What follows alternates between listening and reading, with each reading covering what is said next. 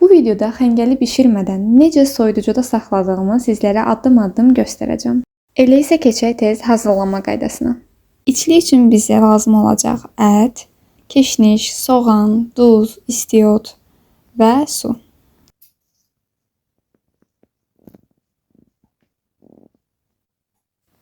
$300 qram ətin üzərinə 1 ədəd böyük soğanı rəndədən keçirib əlavə edirəm. Üzərindən xırda-xırda doğradığım keşniş tökürəm və siz zövqə görə şüyüddən də istifadə edə bilərsiniz. Ardından yenə zövqə görə duzu, qırmızı və qara istiotu əlavə edirəm.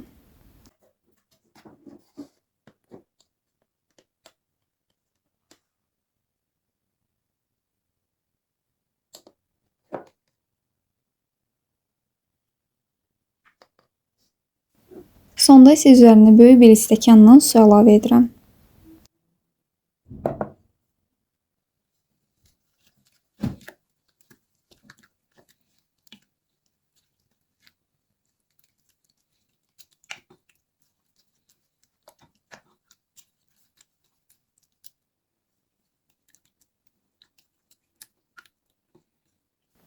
Beləliklə içliyimiz tam hazırdır.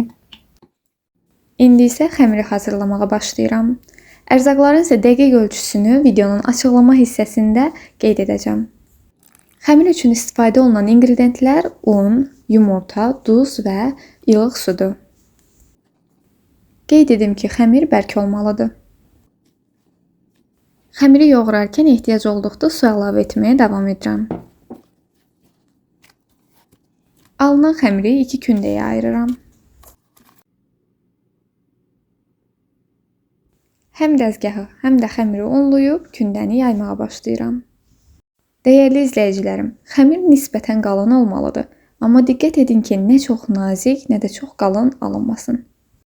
Xəmiri tam yaydıqdan sonra belə dairəvi hissələrə ayırıram. Bunun üçün nəlbəkidən istifadə etdim. Xəngəli bükərkən diqqət etməlisiniz ki, xəmirin kənarlarına ətin suyu dəyməsin.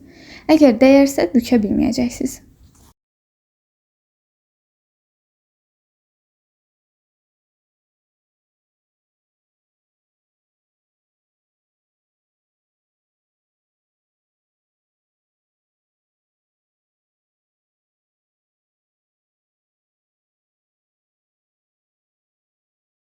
Məncə xəngəllərin görünüşü çox gözəl alındı.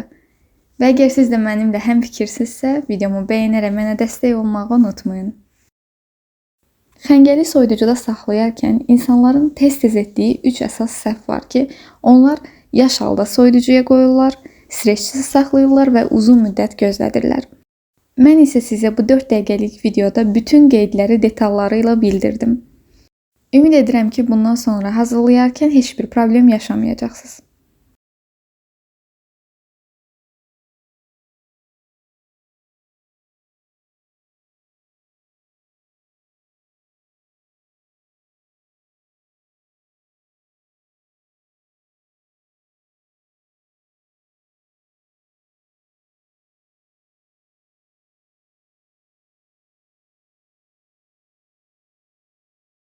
Xəngəllərin hamısını büküb hazırladım. Buzluğa yerləşdirərkən ilk cərgə olan xəngəlləri düzürük və üzərindən ya streç ya da ki paket yerləşdiririk. Gözləyirik ki, onlar donsun. İlk cərgədəki xəngəllər donduqdan sonra artıq ikinci sıranı da yerləşdirib dondura bilərik. Mənim videoda göstərdiyim bu xəngəllər artıq çoxdan donublar. Sizi inandırım ki, xəngəli yeyəndə xəmiri təzəcə yayıb bişirmiş kimi hiss edəcəksiniz. Tək fərqi isə yorulmadan hazırlamış olmağınızdır. Növbəti videoda isə bu xəngəli artıq bişirəcəm və içindəki suyun necə qaldığını sizlərə göstərəcəm. Həmin videodan da tez xəbərdar olmaq istəyirsinizsə, kanalıma abunə olmağı unutmayın. Elə isə gəlin şərhlərdə danışaq. Mənə suallarınızı verə bilərsiniz və növbəti videolarda da mütləq görüşəcəyik. Hələlik.